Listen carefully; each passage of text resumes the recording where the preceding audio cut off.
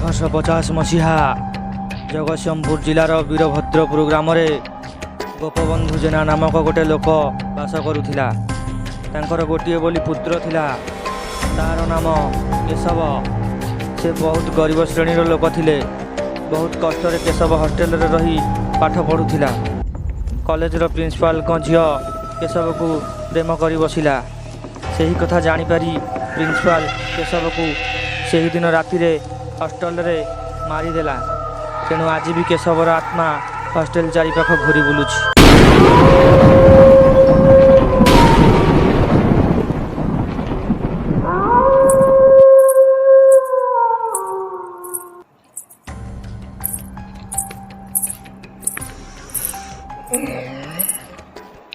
ରାତି ପାଇଗଲା କି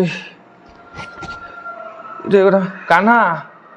ଏ କାହ୍ନା, ଏ ରାତି ପାଇଲା ଉଠୁଆ, ମୋ ମନଟା ଖାଲି କୋରି ପକଉଛି। ରାତି ପାଇଲାଣି, ବିଶ୍ୱକର୍ମା ପୂଜା ଦେଖିବାକୁ ଯିବୁନୁ? କୋଉଠିକି?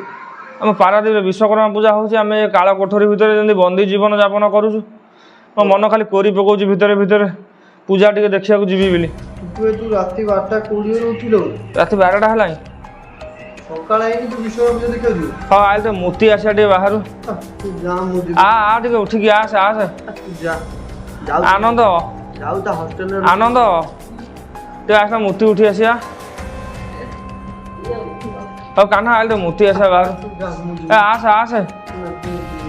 ହଉ ତମେ ନ ଯାଅ, ମୁଁ ଏକୁଟିଆ ଯାଉଛି। ଏ ଶଳା ଗୁଡ଼ାକ ଭଇଦା ମାଝି ଭଳିଆ ଶୋଇଛନ୍ତି। ଏଣେ ମୁତରେ ମୋ ପେଟ ଦର୍ଜ ହେଇଗଲାଣି, ତଳି ପେଟ। ଏରେ ଓଲଟ କାହ୍ନା। ହଉ ଶଳା ତମେ ନ ଆସ ବି, ମୁଁ ଯାଉଛି ମୋର ଏକ କରିକି ଆସ ବାହାରୁ। ଓପାଲୋ ଶଳା ଗୁଡ଼ା କେହି ଉଠିଲେନି। ମଣିଷ ଏକୁଟିଆ ମୁତିବାକୁ ଯାଉଛି। ଏ ଶଳାଟା ଦୌରା ଦେଇକି ଟିକେ ମଥଲା ସେ କଣରେ। ହେ ଚାଲ, ମୁଁ ଯାଉଛି ଏକ କରିକି ଆସେ।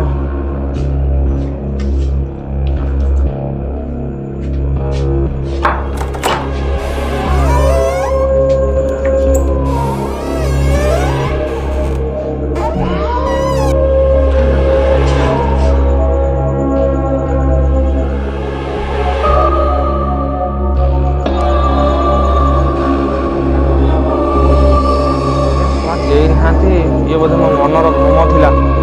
ହେ କେହି ନାହାନ୍ତି ଆଉ।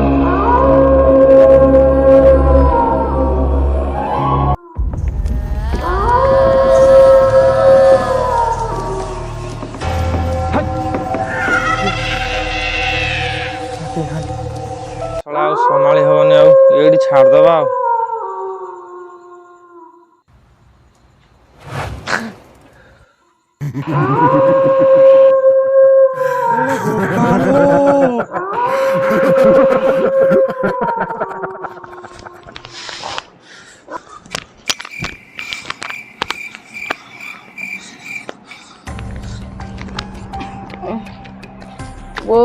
କ୍ଷୀର ପିଇବି।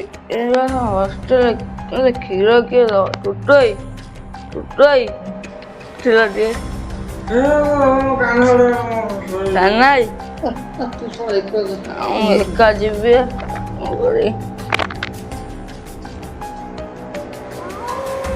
ଯାଉ ଯାଉ ଇହା ପାଇବ। ଶଳା କହୁଥିଲା କ୍ଷୀର ପିଇବ। ଏକାଠି ଆଇଲେନି, ମୁଁ ଏକାଠି ଆଜି ରାତିରେ ଉଠିଲି। ହଉ ଛାଡ଼, ଦେଖିବା ଯିବା, ପଳେଇବା ଆଉ କ'ଣ କରିବା। ଦେଖିବା ଏକା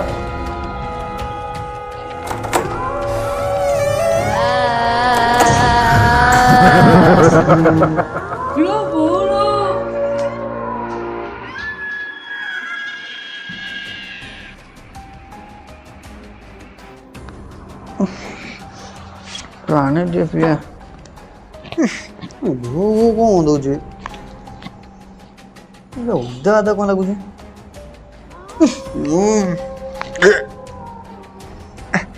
ପାଣି ପିଇନି, ଶୋଇବା ଯାଉଛି।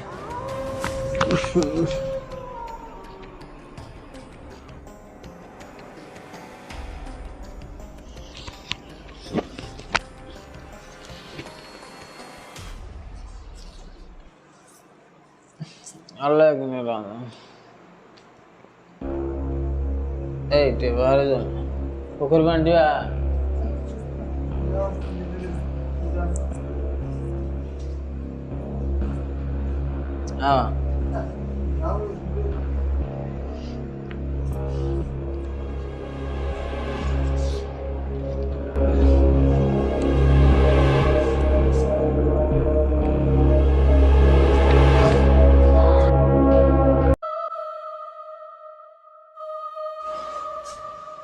जो झाड़ा आला से रो मासे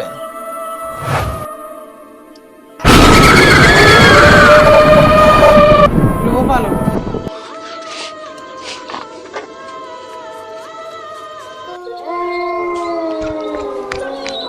ଉଠବେ ଏଇ ଉଠବେ ଏଇ ଏଇ ଉଠବେ ସେଟା କିଏ ଅଛି ଭୂତ ନା କିଏ ଅଛି ସେଟା ଭୂତ ନା କିଏ ଅଛି ଏଠି ବାହାରୁ ଯାଇଥିଲେ ମୁତିଆ କୋଉଠି?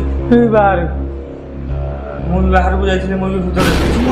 ହାଁ ସେଇଠି ଶିଶୁଲା ଯେ ପେଟ ହାତ ମାঝে ଦୌଡ଼ା ଦେଇ ମଥିଲା ଶିଶୁଲା ମୋତେ ପଡ଼େଇଲା ବାହାରେ ମୁଁ ଯାଇଥିଲି।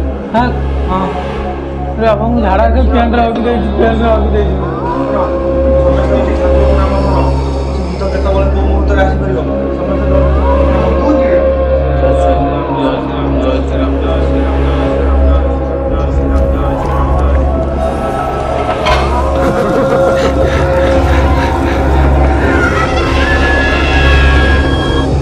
नमस्कार जय जगन्नाथ सांग मैंने आम भिडियोटी बहुत कष्ट करूँ।